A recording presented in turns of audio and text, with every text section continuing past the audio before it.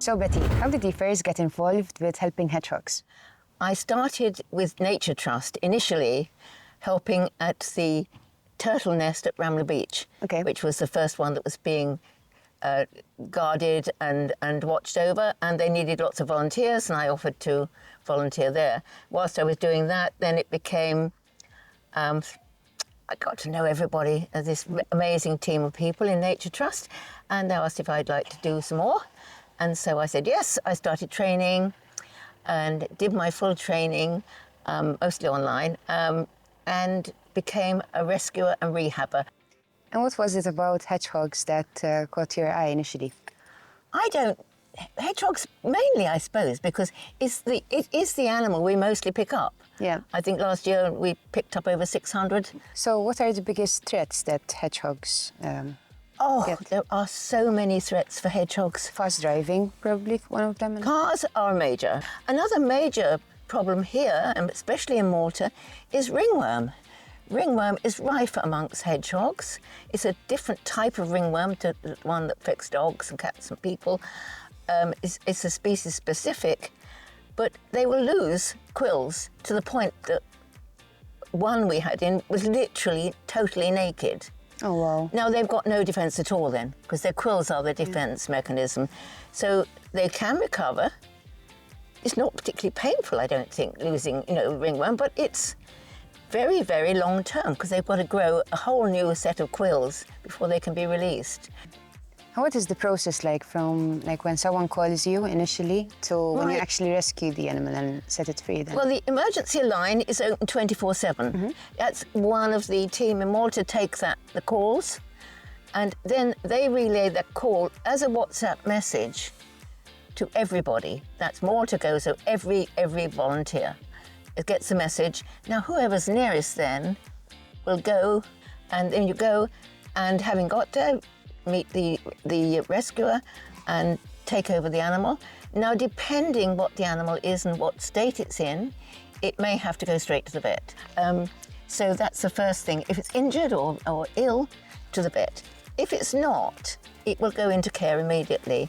Now, in Gozo, let's start with Malta. In Malta, Shrub Lagine, where we are today, is the rehab centre for turtles and hedgehog, all animals, and they keep them all here until they're fit, well, ready to release.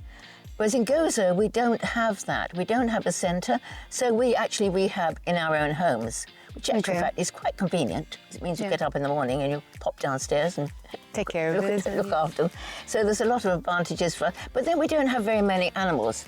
I think currently here today there's 31 hedgehogs. Yeah. Now in Gozo, that's quite a lot. That's quite a lot. Whereas in Gozo we've got, I think today we've got 4 between us. I've got 2 at home and the other carers have got 1 each. So it's a big difference in numbers. It's different islands.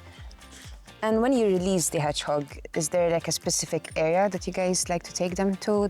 Could you drop them off here, or is there a specific... It'll be as much as possible as the area where they've come from. Okay. If it's appropriate for them. But there are so many dangers. One of the reasons we have to pick up animals is because of construction.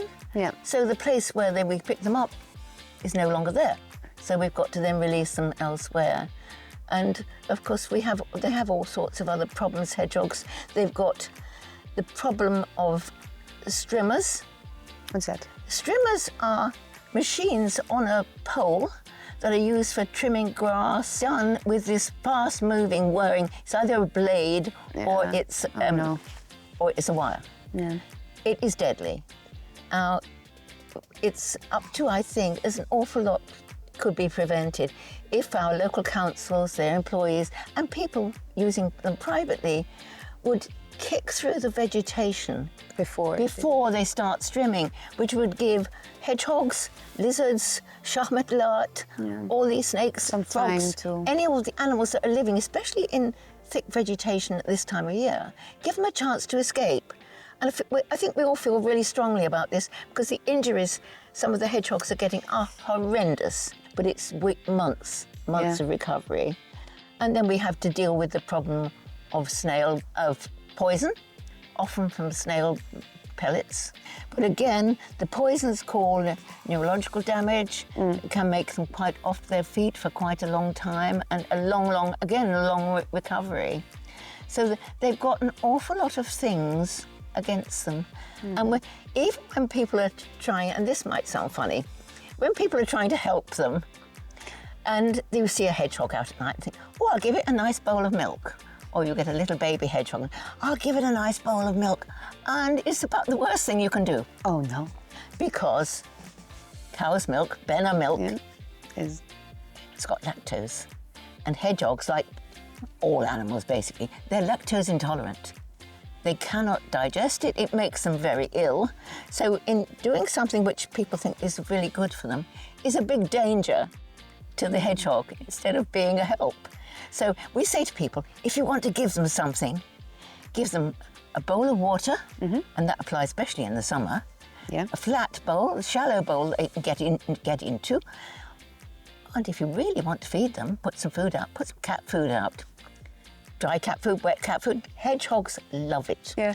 So is that the best thing that an ordinary person can do if you see a hedgehog out in the wild? Just leave them cat food and water. But if it's injured, they would just have to call you guys. If you're going to see, if it's in the daytime, call Nature Trust. Okay. If a hedgehog is out in the day, there is something wrong.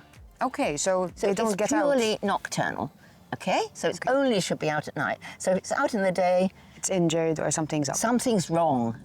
So call Nature Trust immediately, and we will come Come on. and look after it, see what's wrong. But looking out for hedgehogs in danger, knowing what to do. What do? You call Nature Trust. Now, how do you call Nature Trust? Now, this is easy, especially for the children. Our telephone number is 59s. Okay. 505. Now think about the 5 nines. 505. 505 turns into SOS. So 5 nines and SOS. Call that number. We will take your call, talk about what's wrong, and we will come. Because we are volunteers. We just do it. We do it for the love of it. But the more help we get, the better. Better for the animals, better for the hedgehogs, better for us. Thank you. Thank you, Betty.